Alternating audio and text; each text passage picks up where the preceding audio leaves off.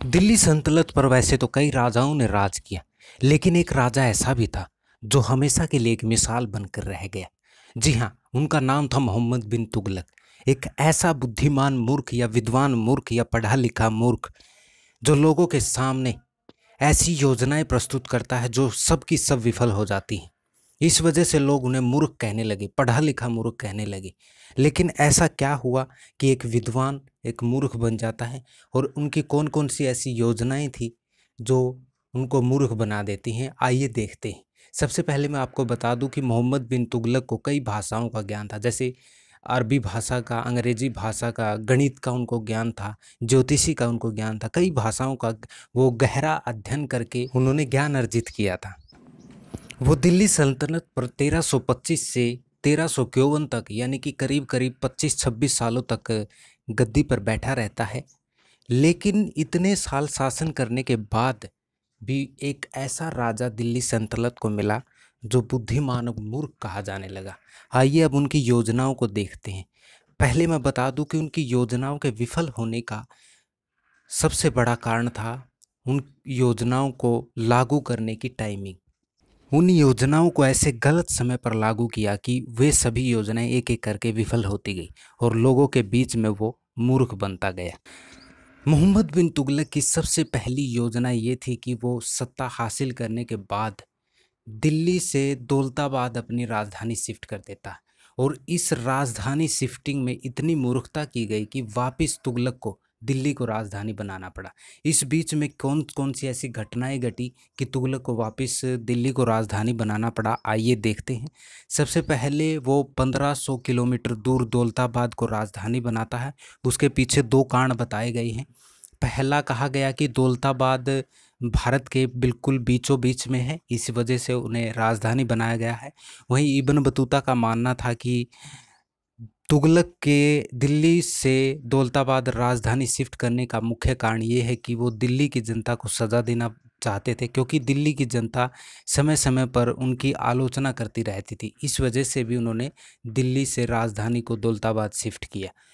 उसके बाद देखते हैं कि जब वो दौलताबाद राजधानी शिफ्ट कर रहे थे, उस समय वो सारा प्रबंध कर देते हैं, सड़क पक्की कर देते हैं, सड़क के आसपास पेड़ लगा देते हैं। लेकिन इतनी मूर्खता की गई कि जो सैनिक, जो राजा या जो प्रजा थी, उसको शिफ्टिंग के समय कोई खाना पीना ही नहीं दिया गया और वो रास्ते में ही मरने लग जाते हैं।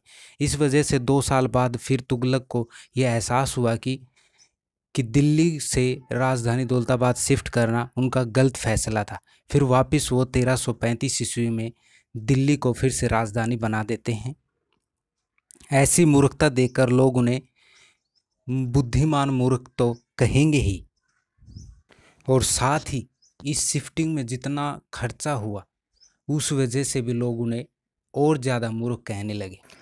उनकी दूसरी योजना थी सिक्कों का बदलना। बता दें कि दिल्ली को दौलताबाद शिफ्ट करने और दौलताबाद से वापस दिल्ली शिफ्ट करने में इतना खर्च आ जाता है कि उनका सरकारी खजाना ही ख़त्म हो जाता है, और इस खजाने को भरने के लिए वो नए सिक्कों की एक योजना लाते हैं।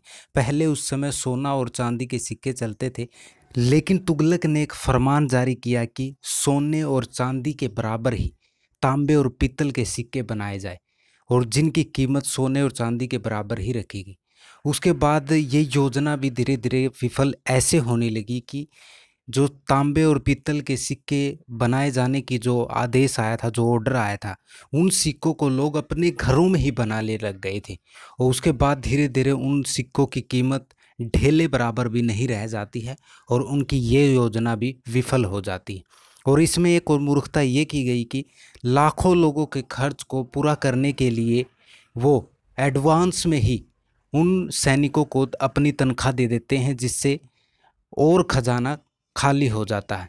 इन सभी मूर्खताओं से लोग उन्हें और ज़्यादा मूर्ख कहने लग जाते हैं। उनकी तीसरी योजना या कहीं की तीसरा फरमान ये था कि वो अकाल के समय भी राज्य में टैक्स बढ़ा देते हैं। राजकोष की कमी थी, या यूँ कहें कि खजाने की कमी थी, और बादशाह अपनी सेना को बढ़ाने के लिए अभियान चलाते रहते हैं। और एक अभियान चलाया था खुरासान का अभियान, जो 1332 से 1333 ईस्वी में था। उसमें तुगलक ने ऐसी मूर्खता की कि वो अपनी सेना को बढ़ाने के लिए 3,70,000 और सैनिकों को सेना में भर्ती कर लेते हैं और उनके खर्चे के लिए एडवांस में उन्हें सैलरी देने लग जाते हैं उनको, या कहीं कि लुभाने के लिए उनको एडवांस में सैलरी देने लग जाते हैं। इससे शुरुआत में उन्हें काफ़ी सफलता भी मिली, लेकिन धीरे धीरे वो हिमाचल के कांगड़ा क्षेत्र में हारने लगे और उनकी सेना टूटती चली गई और उसके बाद ये योजना भी उनकी विफल हो गई। इस योजना के नाकामयाब होने के बाद भी राजकोष, या यूँ कहे कि सरकारी खजाना और खाली हो जाता, और इसको भरने के लिए तुगलक एक मूर्खता और करते। वो खारा यानी कि भूमि कर को 50% बढ़ा देते और वहाँ के लोगों को इतना टॉर्चर किया जाने लगा, इतना कर में दबाया जाने लगा कि लोग उनकी इस योजना से काफ़ी दुखी हुए और उन्हें धीरे धीरे बुद्धिमान मूर्ख से पढ़ा लिखा मूर्ख या पागल तक कहने लग जाते हैं।